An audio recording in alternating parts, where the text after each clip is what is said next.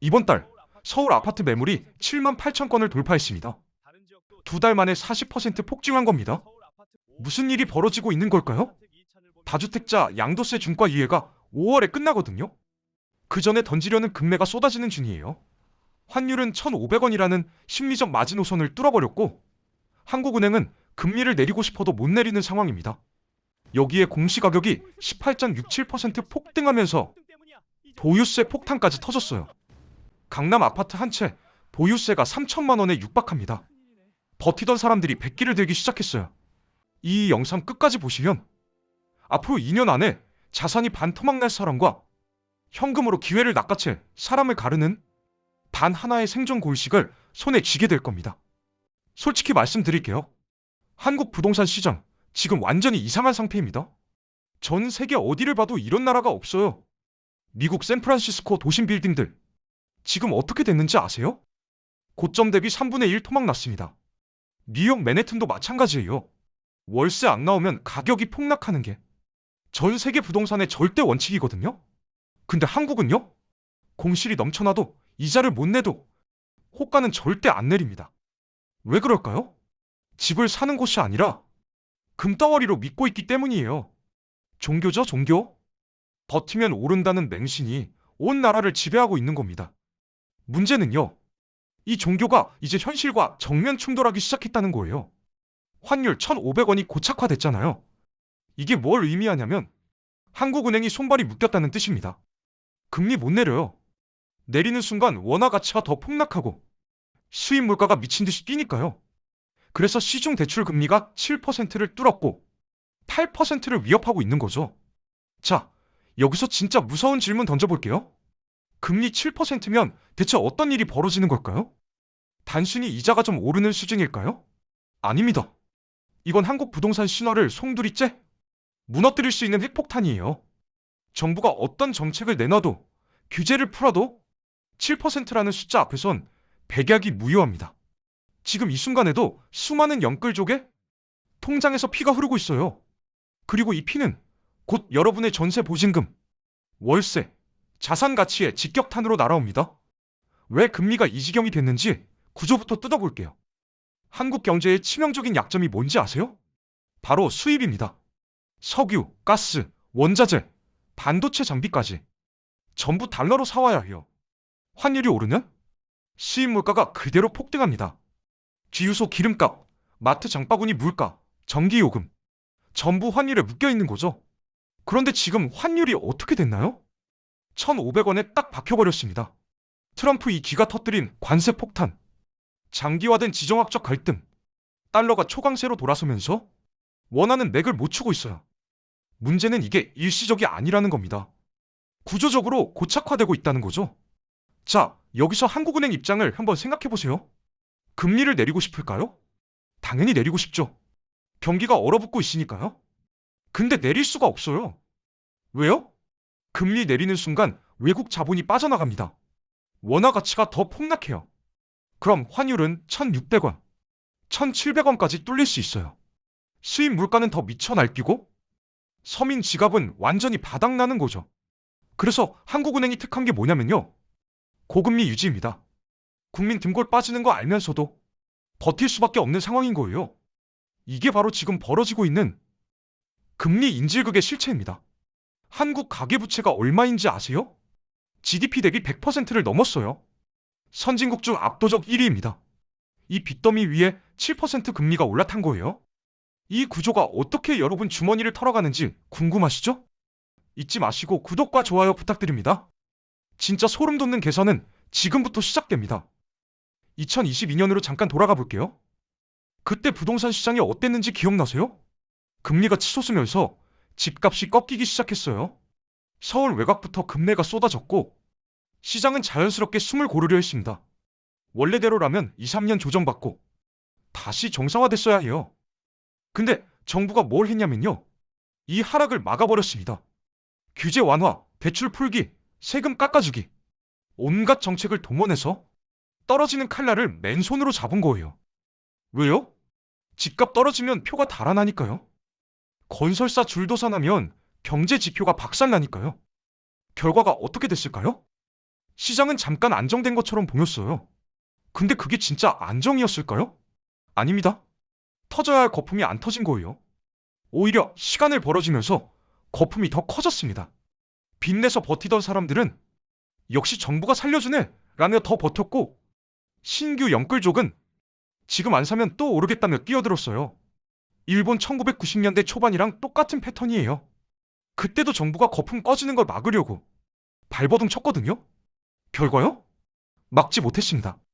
대신 잃어버린 30년이라는 더 긴 고통을 국민에게 선물했죠. 지금 한국이 딱 그 갈림길에 서 있어요. 2022년에 자연스럽게 빠졌으면 지금쯤 바닥 따지고 회복 국면이었을 겁니다. 근데 막아버렸잖아요.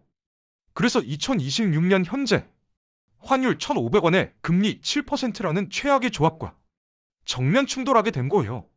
정부의 선의가 만들어낸 시한폭탄. 이 폭탄이 터지면 누가 제일 먼저 쓰러질까요? 바로 영끌족입니다. 숫자로 직접 보여드릴게요. 이게 얼마나 무서운 상황인지 계산기 한번 두드려 보시죠. 6억 원 대출 받았다고 칩시다.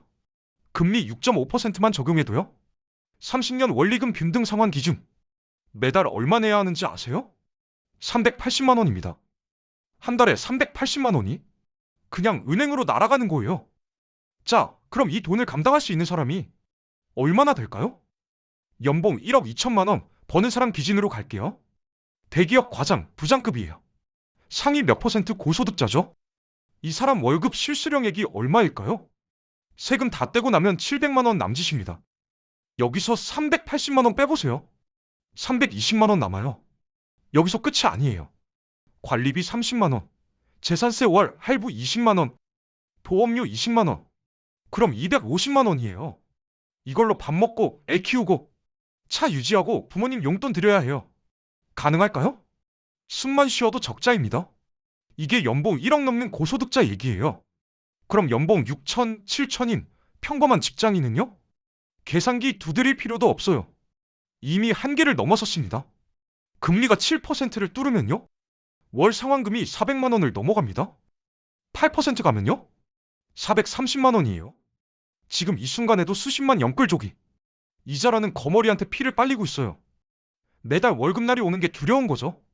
통장 찍히자마자 은행이 싹 쓸어가니까요. 버티면 된다고요? 버티는 게 아니라 서서히 죽어가는 겁니다. 이 고통이 얼마나 오래 갈까요? 출구가 보이긴 할까요? 영끌족이 버티는 동안 뭘 포기하고 있는지 아세요? 숫자에 안 잡히는 것들이에요. 눈에 안 보이는 비용이 쌓이고 있는 겁니다. 가장 먼저 무너지는 게 가정이에요. 맞벌이 부부가 둘 다 죽어라 이래도 이자 내고 나면 남는 게 없잖아요. 애 낳을 여유가 있을까요?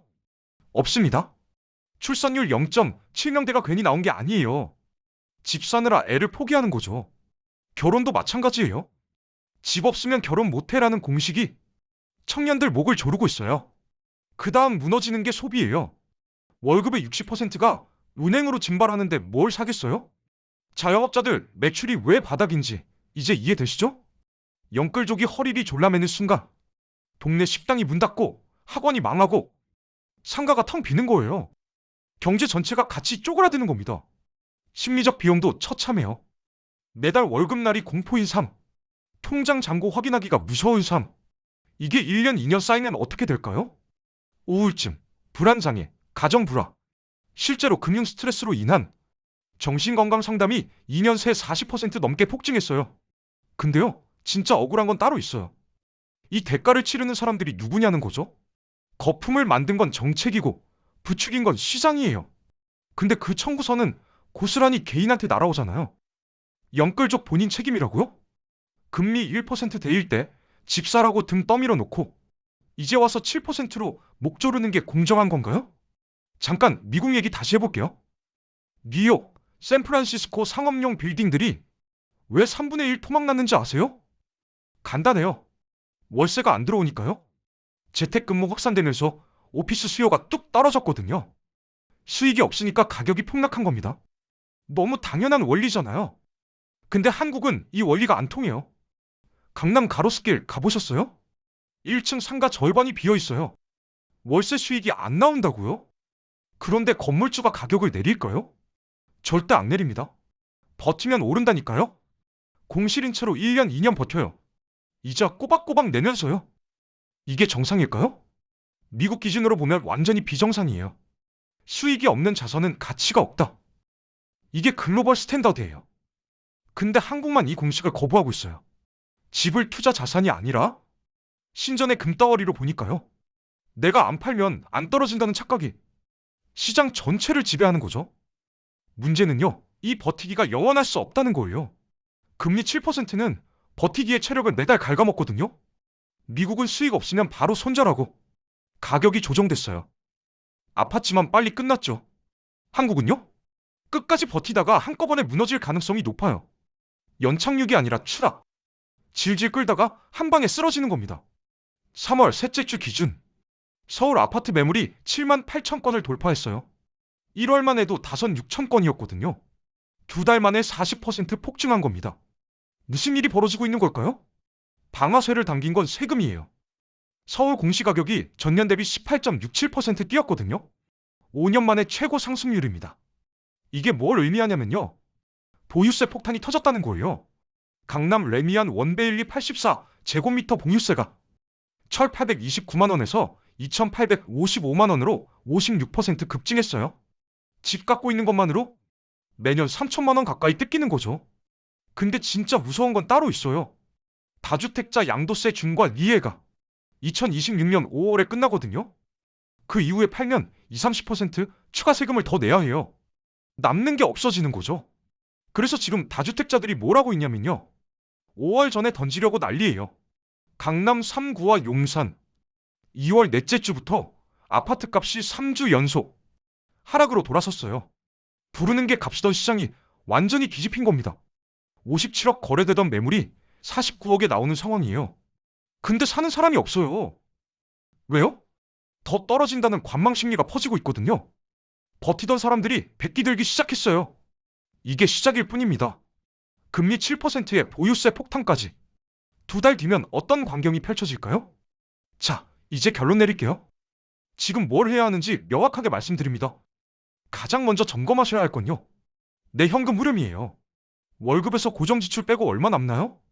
이 숫자가 마이너스거나 거의 0이면요. 지금 당장 지출을 줄이셔야 해요. 금리 7% 시대에 빚으로 버티는 건 빙판길에서 엑셀 밟는 거랑 똑같거든요. 그 다음 체크할 건요. 내 대출금리 구조예요. 변동금리로 묶여있으면 위험해요. 지금 당장 고정금리 전환 가능한지 확인하세요. 환율이 1,500원에 박혀있는 한 금리 인하는 요원하거든요. 내년에 8% 뚫릴 수도 있어요. 마지막으로 가장 중요한 거 말씀드릴게요. 절대 줍줍하지 마세요. 지금 금매 많이 나왔으니 싼 거 아니야 라는 생각. 지금 하시면 안 돼요. 싸 보이는 게 진짜 싼 게 아니에요. 바닥은 아무도 몰라요. 근데 확실한 건요? 아직 바닥이 아니라는 거예요. 세금 폭탄, 금리 고공행진, 환율 고착화. 이 세 가지가 동시에 터지고 있잖아요. 지금은 자산을 불릴 때가 아닙니다. 폭풍 한가운데서 생존해야 할 때예요. 빚으로 지은 모래성은 금리 7%라는 파도 한 번의 흔적도 없이 사라져요. 소유의 사다리에서 내려오세요. 현금의 생명줄을 꽉 쥐세요. 버티는 자가 아니라 준비된 자만이 기회를 잡습니다. 오늘 영상이 유익하고 재밌으셨다면 구독과 좋아요 부탁드리겠습니다. 영상 제작에 큰 힘이 됩니다. 다음 영상에서 뵙겠습니다.